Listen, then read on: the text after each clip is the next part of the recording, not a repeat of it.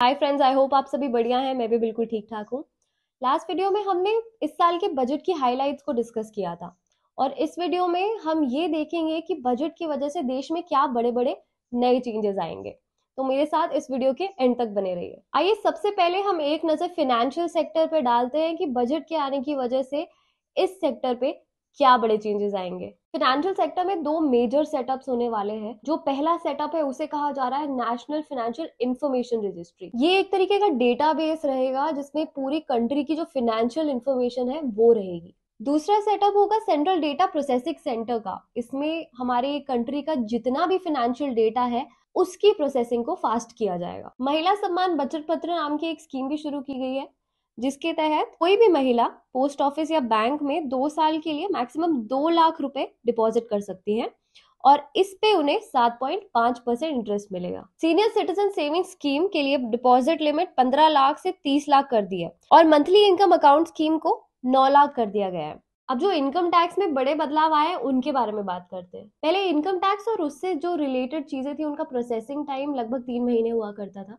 पर ऐसा दावा किया जा रहा है कि अब उसे घटाकर 16 दिन कर दिया जाएगा। सेक्शन 87A के अंडर इनकम टैक्स रिबेट जो है वो पहले 5 लाख हुआ करती थी और अब उसे बढ़ाकर 7 लाख रुपए कर दिया गया। आइए रिवाइज टैक्स स्लैब्स पे एक नजर डाल लेते हैं। अगर आपकी इनकम 0 से 3 लाख है सालाना तो उस पे आपको कोई टैक्स नहीं देना पड़ेगा। अगर आपकी इनकम 3 से 5 लाख है तो आपको 5% टैक्स पड़ेगा। जिनकी इनकम 6 से 9 लाख के बीच में है उन्हें 10% टैक्स देना पड़ेगा। 9 से 12 लाख वालों को 15%, 12 से 15 लाख वालों को 20% टैक्स और 15 से ज्यादा वालों को 30% टैक्स देना पड़ेगा। जो लोग 15.5 लाख से ज्यादा सैलरी ले रहे हैं, पेंशनर्स है या फैमिली पेंशनर्स है, उनकी स्टैंडर्ड डिडक्शन बढ़ा के 52,500 कर दी गई है। हाईएस्ट सरचार्ज रेट 37% से घटाकर 25% कर दिया गया है। अब ये देखते हैं कि इस बजट से कौन सी मिनिस्ट्री को कितना पैसा दिया जाएगा। इस लिस्ट में जिसने नीचे से टॉप किया है, यानी कि जिसको सबसे कम पैसे मिले हैं,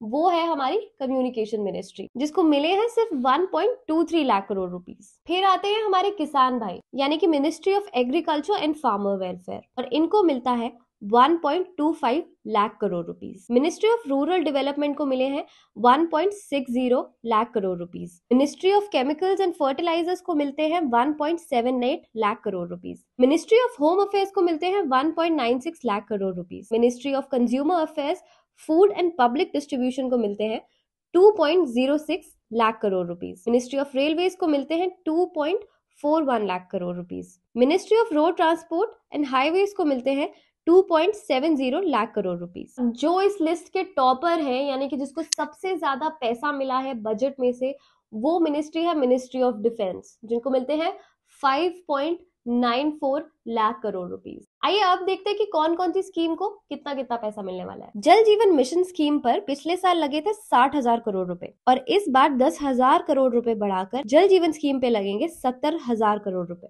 डेवलपमेंट ऑफ फार्मास्यूटिकल इंडस्ट्री को पिछले साल मिले थे केवल 100 करोड़, लेकिन इस साल इस स्कीम पर 1250 करोड़ लगाए जाएंगे। एकलव्य मॉडल रेजिडेंशियल स्कूल जो ट्राइबल स्टूडेंट्स के लिए सेटअप किए गए हैं, उसका बजट 2000 करोड़ से बढ़ाकर 5,943 करोड़ कर दिया गया है। पीएम आवास योजना, जिसे पिछले साल 48,000 करोड़ का बजट दिया गया था, उसे 66% बढ़ा के 79,590 करोड़ कर दिया गया है। इलेक्ट्रॉनिक व्हीकल्स की मैन्युफैक्चरिंग और अडॉप्शन के लिए जो फेम नाम की स्कीम चलाई गई थी, जिसे 2,908 करोड़ रुपीस मिलते थे, उसे इस साल 5,172 करोड़ रुपीस मिलेंगे। चलिए अब एक छोटा सा कंपैरिजन कर लेते हैं कि 2014 से अभी तक देश में क्या प्रोग्रेस हुई है। 2014 में हमारे देश की पर कैपिटा इनकम थी 86,000 रुपीज, जो आज की डेट में दुगनी से भी ज्यादा होके 1.97 लाख रुपीज हो चुकी है। 2014 में जहां इंडिया की इकोनॉमी वर्ल्ड में 10th नंबर पे थी,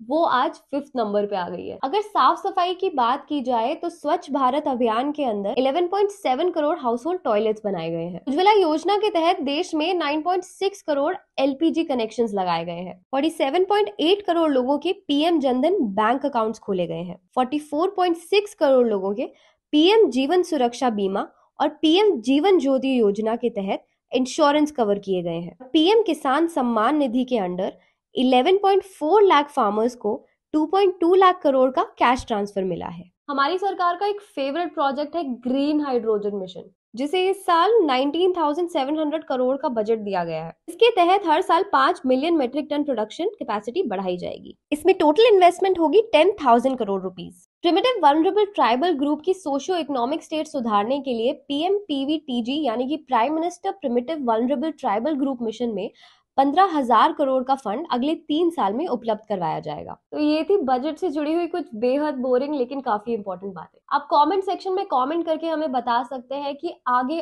और किन टॉपिक्स पे आप हमारी वीडियोस देखना चाहेंगे। बैंकिंग एग्जाम से जुड़ी हुई और वीडियोस देखने के लिए हमारे चैनल को सब्सक्राइब जरूर कीजिए। बाय।